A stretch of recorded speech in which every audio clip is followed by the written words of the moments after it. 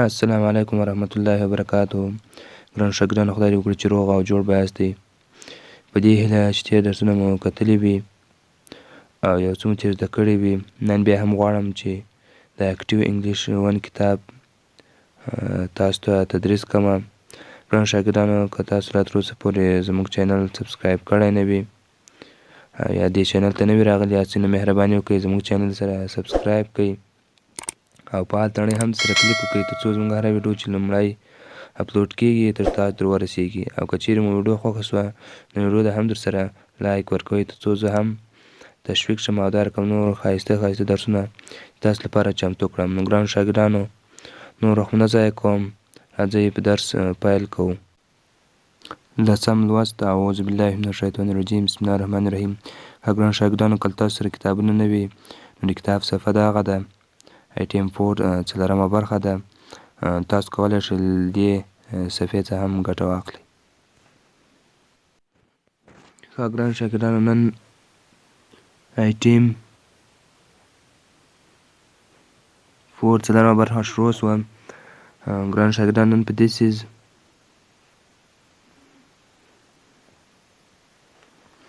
is او ډټ از خبرې کیږي. ډټ از خبرې کیږي. ګرانو شاګردانو، this is او ډټ از دغه دواړه چې دي اشاروي ضمیرونه دي. چې دي په انګلیسي کې دغه ته اشاروي ضمیرونه وایي.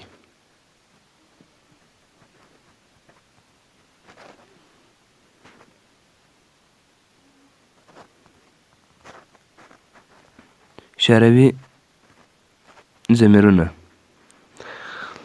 ګرانو شاګردانو، دغه اشاروي ضمیرونه څه معنی؟ د یو شي لپاره استعمالیږي. یو شی چې لنډ درته ایښی او ته یې په سترګو ووینې او داسې ورته وګورې چې نو هغه وایي دغه شی نږدې نو دغه به څرنګه وایي this is به ورته استعمالوي. مثال بیا یو بل شی یې درڅخه هلته څخه لرې یې لیک هغه به بیا چې استعمالوي ډټ از به استعمالوي. ګرانو شاګردانو، اول مثال تاسو ته رااخیستی ده تاسو په کتاب کې this is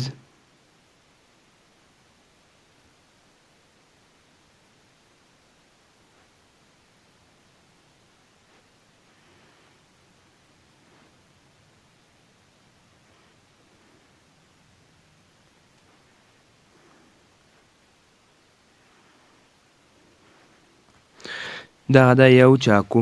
دغه ده یعنې چې ده د چاقو څخه چې ده نږدې ده. دغه ده د یو چاقو. نایف څه معنی ګرانو شاګردانو؟ دا کې نه ویل کېږي. کې څرنګه کېږي؟ نه ویل کېږي. دغه ده یو چاقو. بیا یې داسې په دوه معنی کې درته رااخیستی دي ډټ از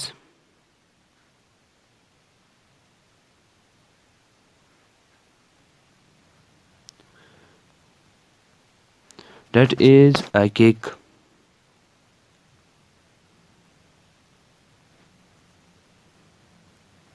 هغه دا یو کیک. هغه یعنې لرې سو هغه.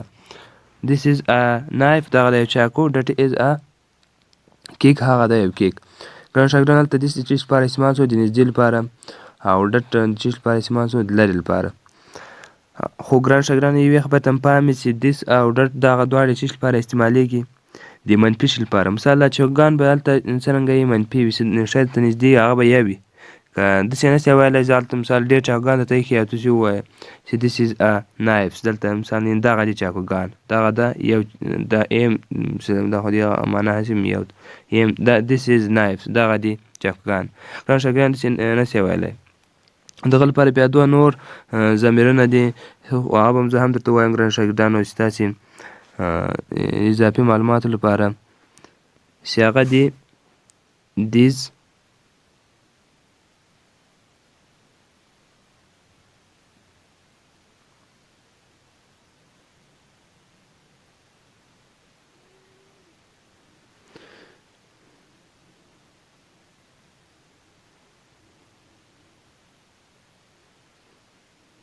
او دوز.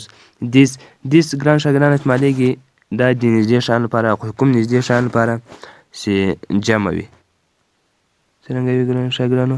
دا ګران شاګردان اوس تاسو ته راځي خو دغه درس له دغه هغه څه لږ ارتباط لري که دغه هغه زده کوئ دا دواړه زمینونه زده کوئ دا هم خبر نه ده خو دغه ګران شاګردان چې لپاره استعمالیږي نږدې شیان چې او جمع وي او دوز هغه بیا چې لرې شیان او څرنګه یې جمع یي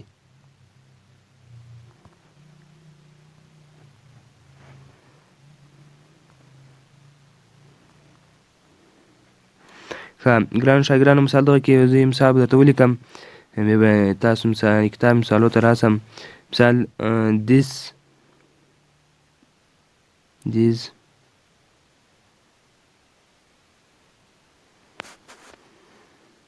دلته په ګرانو شاګردانو چې شیان جمع سو هلته بیا دې ګرانو شاګردانو تاسو از نه استعمالوئ دې سره بیا چې استعمالوئ آر به استعمالوئ ما ګرانو شاګردانو مخکې درسو کې هم تاسو د آر معنا یو څه ده یي تاسو یي کنه یو آر تاسو یي بوای یو هلک هم تېر درسو کې راغلی و خو د آر څلور معناوې د ګرانو شاګردانو چې یوې هغه چې ده this are مثال د آر معنا چې ده دی دغه دی مثال نایفز مثال دغه چاقوګان چې چاقوګان ته مثال که چاقوګان نږدې درته ایښي وو ته باید چې بیا ورسره ولیکې چې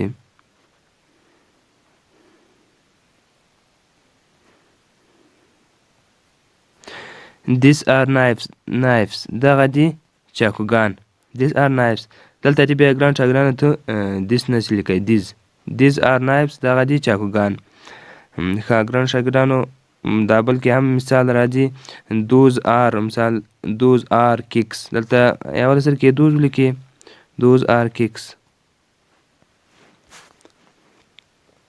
those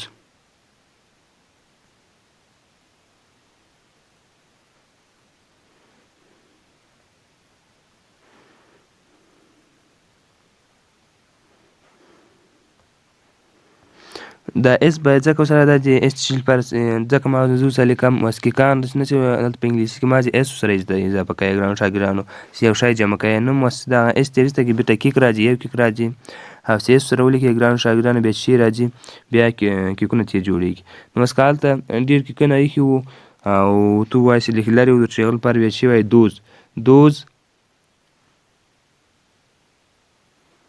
those are kicks هغه دي کیکونه ګران شاګردانو دغه و دا دوه هم سره زده کوئ تاسو د معلوماتو د لا زیاتوالي لپاره ګران شاګردانو بېرته راځو تاسو خپلو مثالو ته دوه هغه کې درته لیکلي د دریم شکل کې this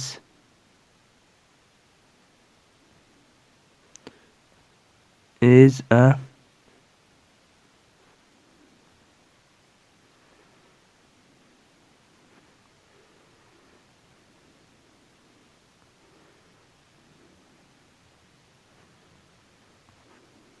this is a picture دغه دا یو عکس پکچر ګران شاګردان څه معنی پی آی سی ټي یو ټي یو ګران شاګردان دا پیک ویل کېږي ټي یو ګران شاګردان ته چی ویل کېږي چی غوندې اواز ورکوي this is a picture دغه دا یو تصویر او بیا یې پسې ورته رااخیستې دي اشاره بیا کړې ده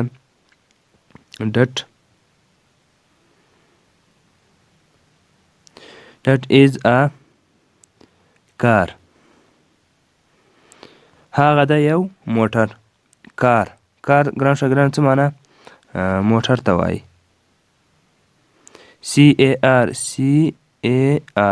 CAR کار ګران شاګردانو موټر ته وایي خو کوم موټر ته وایي د وړکي موټر ته وایي مثال کورلا دا نور دغو موټرو ته مثال بس دغو هغه ته بیا موټر کار نشي ویلی هغو ته بیا مخکې هغه ته رالو چې مثال ریلګاډي ته ټرین ویل او ټرک ته یې خپله ټرک ویل دا کار کوم موټر ته ګران شاګردانو وړکی موټر دی اشاره کوي چې that is هغه ده یو کار څه معنی موټر هغسې یو بل مثال یې ګران شاګردانو تاسو ته رااخیستی ده this is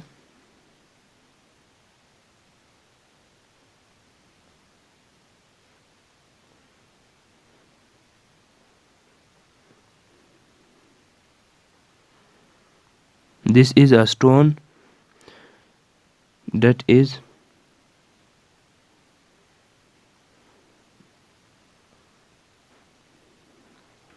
a stick.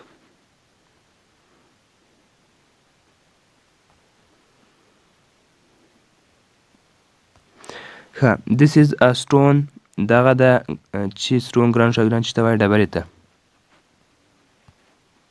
ډبره دغه د یوه ډبره دغه د یوه ډبره that is a stick هغه ده هغه ده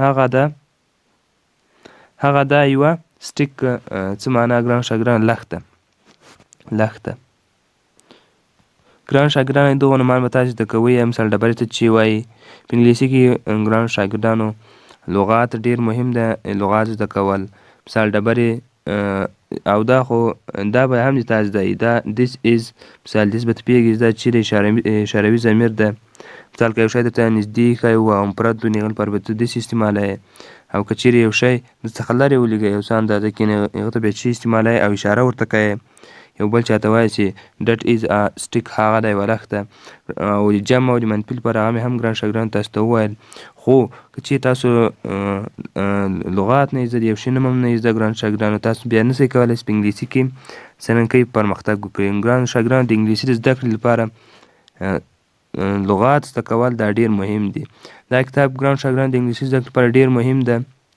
که چیرې تاسو دغه کتاب سم زده کړئ تاسو کولی شئ په راتلونکي کې نور کوم کتابونه په انګلیسي کې راځي ګران شاګردانو تاسو په هغه سره ډېر بلدتیا به لرئ او ډېر څه به پرې پوه شئ د انګلیسي په برخه کې ښه سټون ګران شاګردانو څه معنا ډبره او سټیک څه معنا لښته ښه ګران شاګردانو یو بل مثال یې تاسو ته رااخیستی ده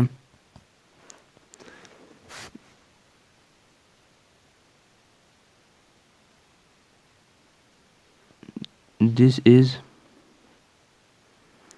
a page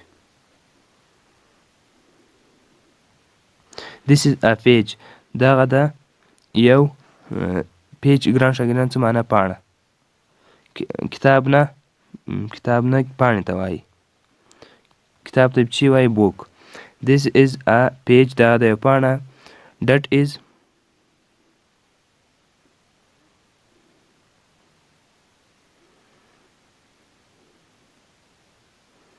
a fish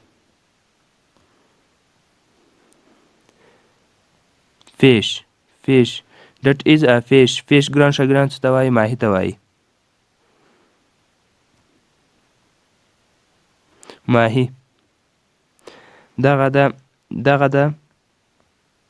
دغه ده یو پاڼه that is a fish that هغه ده یو ماهی ګرانو شاګردانو تاسو ته اخري مثال رااخیستی ده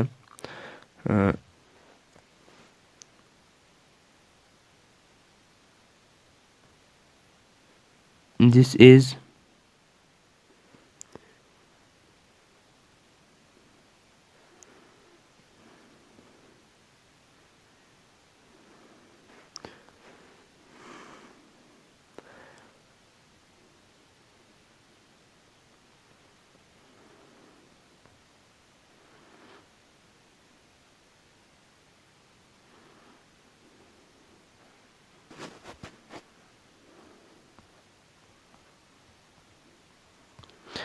this is a dog دغه ده یو سپی that is a tick ګران شاګردانو څه ته وایي صحیح علامې ته وایي ټیک مار ته وایي تاسو به که چېرې سبق وایاستئ په حاضري کې داسې علامه څوک حاضر وي داسې علامه ورسره ږدي دغه ته چې وایي په انګلیسي کې ټیک وایي یعنې صحیح علامې ته چې وایي ټیک وایي غلطې علامې ته نه دغه علامې ته نه وایي دغې علامې ته چې وایي ګران شاګردانو ټیک وایي خو ګران شاګردانو تاسو به this is that is او this is دا ګران شاګردانو تاسو صحیح زده کوئ او کوم سپیل چې درته راغلی ده مثال نومونه دي سټیک څه معنا کار څه معنا کیک څه معنا نایف څه معنا پکچر سټون ګران شاګردانو دغه نومونه به تاسو زده کوئ ښه نو ګران شاګردانو دغه ستاسو د نن درس تر بل درسه مو الله مل شه